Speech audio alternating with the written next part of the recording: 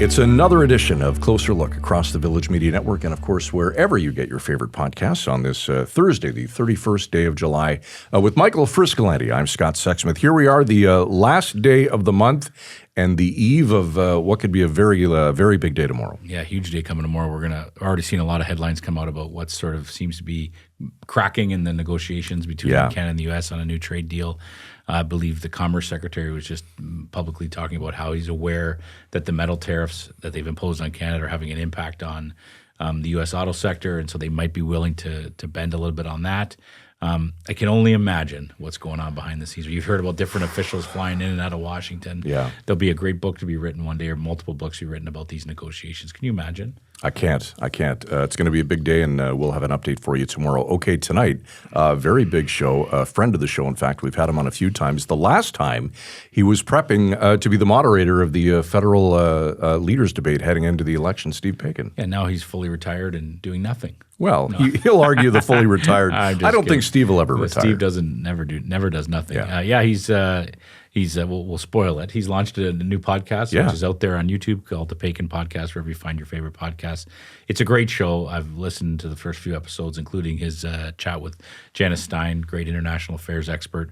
And it's going to be, the way I understand it, it's going to be 1 week it's going to be a political discussion with two former MPs and himself, and the other week's going to be with Janice Stein.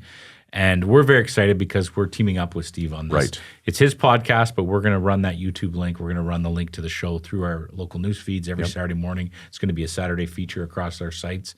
So hopefully it'll introduce some readers who didn't know it existed to his product and his shows. And it's just, we've teamed up with his journalism before. During the TVO strike, he did a column for our Queen's Park team at the Trillium. His columns have run on our site. He's been on our show multiple times. Yeah. People in Ontario know the kind of journalist he is and what a trusted face he is. He is. And his interviews are super compelling and very, informative. And I think it's just a great addition to the work we're doing. So to kind of be like a weekend feature every Saturday morning, the Paikin Podcast through your local news feed, including DundasToday.com. Well, he just recently wrapped up a 19-year run as the host of The Agenda on TVO, and he's joining us now on Closer Look. Steve Paikin from the Cottage. Steve, good as always to see you. Thanks for joining us. Scott and Frisco, you surely know that if you've got a cottage in northwestern Ontario, we call it a camp. Yeah. See, none of this cottage stuff. I've never understood that because I'm from the south, and when I came up to the north, that's what I didn't understand. People, I'm going to my camp. I was like, "What do you mean? You're bringing your tent out?" I thought it was a fancy tent. No, I still don't call it a camp, Steve, and I've been here a long time. Steve, we call it a camp here. Yeah. I'd say how's retirement going, but I don't think you're ever going to retire. I don't know about ever, but I'm certainly not now. The reality is that the agenda, as you pointed out, wrapped up at the end of June. And I still got lots of energy, and I'm still plenty curious about how the world works. So even though I'm up I'm tempted to turn my laptop around just so you can see the North Channel of Lake Huron that I am looking out on right now, which is just so spectacularly gorgeous. Not bad. I won't do that because I'll no doubt screw something up here technically, but suffice to say, I'm spending probably 12 to 14 hours a day up here working while enjoying the view because, I just can't wait to get started this sort of new phase of my career. Yeah, we definitely want to get into that, but we want to go down memory lane a bit before we jump into that. Does that work, Steve? Sure, whatever you like. Yeah, and I'm sure we'll talk some Tigers, Blue Jays, and Red Sox at some point as well. Steve, we mentioned you wrapped up after 19 seasons on The Agenda. Why now? Why now? Well, okay, this is going to sound like a crazy story, but I remember probably 35 years ago when I was working at CBC, Barbara Frum, the legendary broadcaster Barbara Frum, who hosted The Journal, we bumped into each other at CBC one day and we got to talking, and she said to me, Steve, one day the viewers just wake up and they get sick of looking at your face. and my reaction was, Barbara, my goodness, I'm 30 years old here. Hopefully I've got a few more years before that's going to happen. But that always stuck in the back of my head. And I thought it was just a great reminder, don't overstay your welcome. These jobs are all temporary jobs, and we serve in these jobs at the pleasure of viewers and listeners as long as we satisfy their curiosity, and you don't want to push that. And I thought 19 years, at the end of last June, which is what it was, is it just felt like a right time to get out while I thought I still could do the job pretty well and not push my luck. So that's why. I was watching some old video this morning, Steve, preparing for this, and you were first introduced to the TVO audience back in 1992 by Elwie Yost. What do you remember about that day other than the simply awesome flow of hair that you had sitting behind the desk? Can you believe they let me go on television with that mullet? Wasn't that crazy? Scott, this is going to sound ridiculous. That was 33 years ago next month. So that's 33 years ago, August, that I sat on a set. We were doing a membership pledge at TVO. Right. And it was the first time, it was my first appearance on TVO. And the great Elwie Yost, who, of course, hosted Saturday Night at the Movies for all those decades, Elwie Yost introduced me to the TVO viewing audience. He put his hand on my arm. He said, I'm beyond delighted to welcome, and I'm 32 years at the time, and I'm in awe of Elwie, who, of course, I used to watch all the time. And it was just a moment. I mean, you could not have asked for a better way to say, welcome to the family, than having Elwie Yost sort of lay hands on you and say, kid, you're official now. Wow. 33 years, various iterations of the program. How many shows in total? I think 5. I came over in 1992 to take on an existing weekly town hall show called Between the Lines, which actually former Member of Parliament John Godfrey was hosting, and then he left, so created a vacancy. So I started that. Part of the job also was to create a new weekly Queen's Park show, which was called Fourth Reading. You know, if it was a football show, we'd have called it the fifth quarter, right? Every bill before it gets logged is first, second, and third reading. So we were fourth reading. So that's 2 shows. Then 2 years in, 1994, we created the first daily show in the history of TVO called Studio 2. Right. Then we created a foreign affairs show called Diplomatic Immunity, which was the 4th show. That was a weekly international affairs focused show. And then came the agenda for the last 19 years. So 5, I think. Yeah. And your last guest was your father, Larry. What did that mean to you? Yeah, it's a pretty amazing thing. Frisco, what did it mean to me? I'm getting choked up just thinking about it. Everything. Yeah. We sat around for a few weeks, the producers, the executive producer, and I, and sort of kicked around a bunch of names. You know, should we keep trying to get the premier? Should we try to get the new prime minister? Yeah. And then I think almost simultaneously, one of the producers and I just thought, let's pluck something out of left field here. We're not going to get a subject matter expert. We're not going to get somebody who's been on the program many times. Let's do something really different. And my dad is, in a week and a half, he'll be 92 years old. Wow. Good for him. He took a bus from Hamilton. He still lives in his own apartment in Hamilton. He took a bus into Union Station, then hopped the subway to come up to TVO, to Eglinton. And I said to him ahead of time, I said, do you want me to bounce the questions off you just so you have some sense about what to think about? And he said, nope, let's just wing it. Wow. And that's what we did for 16, 17 minutes. And I can't tell you guys how many people have come up to me since then saying how much they loved the interview. First of all, how impressed they were with him, because he's still got so much game. And second of all, just what a lovely, you know, I love the guy to bits. Yeah. And it kind of showed. I want to ask you about favorite guest, Stephen, and obviously the correct answer would and should be Dad. So I won't put you on the spot there, but any memorable guests, a couple of things that you can share with us? Well, of course, just given the way my genetic makeup works, I've always enjoyed interviewing Ontario's premiers. And I've had, you know, from Bill Davis to Frank Miller to David Peterson to Bob Ray to Mike Harris to Ernie Eves to Dalton McGuinty to Kathleen Wynne, had all of them on. I never did score, you know, if I was Captain Ahab, I'd say I never did score the white whale here, but I tried really hard to get Doug Ford to come on, and for whatever reason, his people would always just say, the premier is unavailable. We get the same line. Really? You've never had him either? Nope. No. We get the same line. Well, if you're not going to get him, I tell them. He does tons of one-on-ones. He does lots of them all the time, but for whatever reason, we could just never score him. And that's fine. You know, I gave it my best. What are you going to do? Yeah. So I love interviewing the premiers. But beyond that, you know, Janice Stein is somebody who I've been interviewing on programs at TVO for 30 years. Yes. So I love her, you know, going toe-to-toe with her as she shares her expertise, and I try to gently sort of push back at stuff that I want to make sure she knows. And gosh, I mean, Jimmy Carter, Bill Clinton, Mikhail Gorbachev, Rosalind Carter. I mean, there have just been so many interesting folks to talk to over the years. I don't even know how you begin to figure that out. When you get that, you can interview Mikhail Gorbachev, but not Premier Doug Ford. Yeah. When you put it that way, it's a bit bizarre.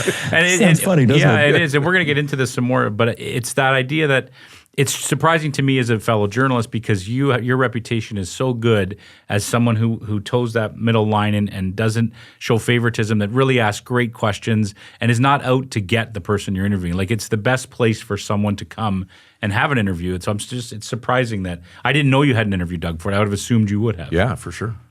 Well, the funny thing is, I have interviewed Doug Ford before he became premier. You know, when he ran for mayor of Toronto, we had him on once then. He had a book that he wrote about his family's political life and legacy, and he came on to talk about that. And we had him once on when he was running for the leadership of the PC party. So he was on with Christine Elliott and Caroline Mulroney and Tanya Granick-Allen. So he was on that time. But as soon as he became Tory leader in March of 2018, that was it. We never saw him again. But I have a perfectly good relationship with him, I have to say. I saw him yesterday in Brampton when they unveiled this beautiful new installation in the memory of former Premier Bill Davis. I saw him. We had a perfectly, respectful conversation with each other. And just for whatever reason, his people never saw fit to make him available for the show. Interesting. I would have guessed otherwise. You've joked often or been serious as well that you don't have an opinion on anything. You haven't had an opinion on anything since 1976, I believe, is one of the things I read, and it was about Frank Sinatra. We can ask that later, but that's a real art, and I think, can you speak to that, Steve, in terms of your mission in that to it helped you be the great journalist you are, to not have all those opinions? I appreciate you saying that. Of course, I have opinions, but what I have learned is I can't share them when they're about controversial issues of the day. I have to be seen as an honest broker if I'm asking people of differing points of views to come and sit around a table like you are doing there and to debate one another.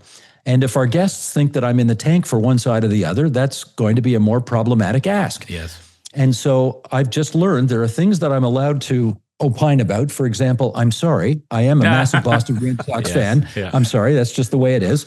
There were no Blue Jays when I became a Red Sox fan. I'm from Hamilton, so I am a Ticats fan. I've been going to Leaf games since 1966, so I'm sorry, I am a Leaf fan. So sorry for the people in Ottawa. I'm just, you're never going to get me to be fair and balanced on the issue of hockey in Ontario. But on the issue of bike lanes, whether they belong in or out, on the issue of Middle Eastern peace, sorry, I just don't weigh in on that stuff because I can't. Yeah, and that's why your shows worked so well for so long. That's why the great discussions from people with all kinds of different opinions, and you moderating that. Let's talk about baseball since you showed us your phone. I think that's a good segue into that. Obviously, we all watched the Tigers get mauled by the Jays over the weekend. Just so everyone remembers who might not know, I'm a huge Tigers fan. You're a Blue Jays fan. I am. Steve's a diehard Red Sox fan. Can the Sox catch the Jays this year? No. Well, let me rephrase. Can they? Of course, anything's possible. And if you're talking about the Blue Jays of the last 4 games, who have given up double-digit runs 3 times and 8 runs in the other game. Yeah. I don't know what's happening there's a great book to be written about momentum in baseball, as in there's no such thing. How do the Jays play so well for so long and then give up double-digit runs 3 games in a row and then 8 in the game after that? Anyway, I don't understand it. Somebody once said, momentum in baseball is only as good as your next starting pitcher, which there is something to that. Anyway, if you ask me in my heart, what do I think is going to happen? I don't think the Red Sox are going to catch the Blue Jays. They're just not good enough. But having said that, there have been some really exciting moments this season so far with all of our teams. I mean, the Tigers have played fabulously well coming out of the gate, and then they went into a bit of a tailspin. The Jays started in a quite mediocre fashion, and then they put that fabulous winning streak together. And the Red Sox, who are just a classic example of mediocrity in baseball, went on that 10 straight win streak right into the All-Star break, which was terrible timing. And then coming out of the break, they've been back to their old ways of playing 500 baseball. So sorry, don't get me going on this. I could go forever. I do love baseball. I love following it. It's the beautiful thing about baseball. It's 162 games. It's you could watch for 2 weeks and they look like the worst team in the world, and you watch for the next 2 weeks and they look like gangbusters. World beaters, for sure. And you mentioned starting pitching. I see the Jays just picked up Bieber today. Yes, did you see that, Steve? Yeah, Shane Bieber. Yeah, he hasn't pitched much lately, though. I don't know. Tommy John surgery. I don't know. Steve, tell us about your new podcast. Well, I stayed up all night long thinking of what to call it. And so it's called the Paikin Podcast. How about that, eh? Wasn't that original? Yeah. Here's the thinking behind it. Despite the fact that I've stopped doing the agenda, I still love interviewing people. I still love talking about politics. I still love talking about foreign affairs. I still love doing one-on-one interviews. So I thought to myself, how do I keep doing all that, even though I'm not ensconced in a daily program at TVO anymore? I'm still going to do the weekly On Poly podcast on Fridays with John Michael McGrath. I'm thrilled about that. But what about the rest of the calendar? And sort of figured out that if everybody's doing it, right? If I started a podcast and the gist of the podcast is 1 week we're going to talk about everything political with 2 ex-MPs, and then the next week we're going to talk about foreign affairs with Janice Stein and with panels and other guests and so on. That's the basis of a new weekly podcast. And we'll throw in some one-on-one interviews in the field from time to time, like the one I did to debut the show with the Premier of Alberta, which it was great. I went out to Calgary to interview her, and holy smokes, like the pickup on YouTube for that sucker was amazing. I can't believe how many tens of thousands of people have watched the thing. So that's the idea going forward. And, hopefully people will subscribe at stevepaikin.com and away we go. Yeah. And you guys are being a big part of it as well. We're very excited about that. We're going to talk about this right now. We're going to team up on this a little bit, and we're kind of joined forces in a way. We're going to run your podcast every Saturday morning through all our local news feeds, all 27 of our local sites, across our Village Report site. So it'll be just another way for people to get their eyes on it, to know what's out there. So we're super excited to bring your level of journalism to join our journalism, and just offer our audiences something new and different, or something old and different, I suppose. It's a familiar face, right? Frisco, I don't want to make this sound too much like a mutual admiration society here, but the reality is, some people may remember there was a work stoppage at TVO almost 2 years ago. And one of the things that I did during that work stoppage was write some columns that I used to write for the TVO website for you guys. You guys were kind enough to give me an outlet for my provincial affairs focused brain. And we got to know each other better then. And, Jesse, your fantastic editor, Jesse Smith Cross, was wonderful. And that started it. Started a bit of a relationship. Yes. And then here we are, continuing it. Absolutely. So hopefully everybody wins. Hopefully our readers who might not know that the podcast exists, haven't been on YouTube yet to check it out, will see it through our sites and click over to your site on YouTube. How has the pickup been? I mean, did it right away take off? Lots of subscribers right away? Truth be told, I haven't even checked yet. I guess I got to do that. This is such a new universe for me. I got to tell you, I've worked in legacy media for 43 years, right? I started in radio as a City Hall reporter, then did 7 years at CBC, TV and radio, and then 33 years at TVO. This whole podcasting universe is new to me, and I'm trying to figure it out as I go along. You've reminded me, one of the things I got to do is actually check and see if people are actually subscribing to the damn thing. Yes. I hope they are. Yes. I did check the Smith interview, Premier Smith interview on YouTube, and last I looked, it had about 90,000 views, which is great. Not bad for a first effort out the gate. But I haven't checked everything political yet, and I haven't checked World on Edge with Janice Stein yet. So thanks for the reminder. I'll do that right after this. You mentioned that Janice Stein is going to be the part of the feature, and you did mention the 2 MPs. Who are they? We forgot to talk about who your co-hosts are for that show. Oh, okay. So thanks for asking. I really wanted balance here. I wanted balance, which I hope is my calling card over the years. So I wanted somebody who had government experience and somebody with opposition experience. I wanted a Tory and I wanted a Liberal. I wanted a man and I wanted a woman. I wanted Ontario, Central Canada. I wanted Western Canada. And I think I got the best of all of that with Tony Clement and Martha Hall Findlay. Mm-hmm. First of all, I've known both of them forever. So, and they've known each other. They served at the same time in the House of Commons. So they know each other. They've got good chemistry together. I just like the complementary things that they bring to the discussion. And they disagree on stuff, but they've got great civility, which again was something that we thought was extremely important on the agenda for all those years. So we've had one episode up already. We're shooting, as you and I sit here having this conversation now, we're going to shoot another episode tomorrow. So the second episode will be up next week. And we're having a blast. All right, the Paikin Podcast. Oh, about the Leafs. Thoughts on the Marner trade before we let you go? Do I have to? You don't have to do anything. I'm so sad. Look, I'm so sad to see him go, right? He's just such a fundamental part of the history of the team and played so many great regular season games for the team. And I just wish that he had been able to, whatever the hell it is about playoff hockey that separates some players from others, poor Mitch was just sort of never able to find it. And of course, now that he's going to Vegas, I'm sure he will, given the Leafs' luck.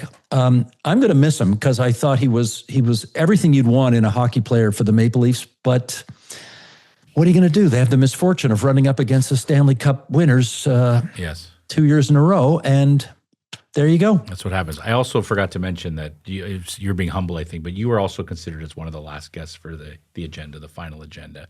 You just didn't mention that. Well, It was a choice between Scott and my dad, and I thought, you know what? My dad probably has to win that fight. I mean, Larry gets the nod when it comes, really, come on. You'll be our last guest, Scott. And that might happen sooner than you think.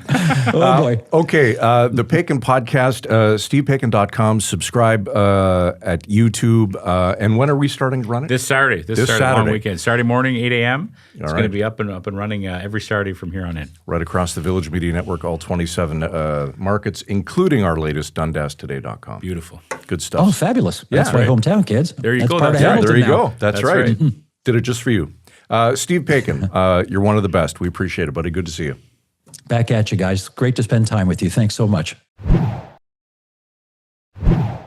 All right. Well, I don't feel so bad. Yeah. I mean, he blew off, Doug Ford blew off Steve Paikin and blew us off too. So there you go. And like I said to Steve, if Doug Ford's not going to talk to Steve Paikin, who's he going to talk to us? Right? Yeah. Maybe he'll get him now that he's just doing a podcast. Maybe it's the TVO connection.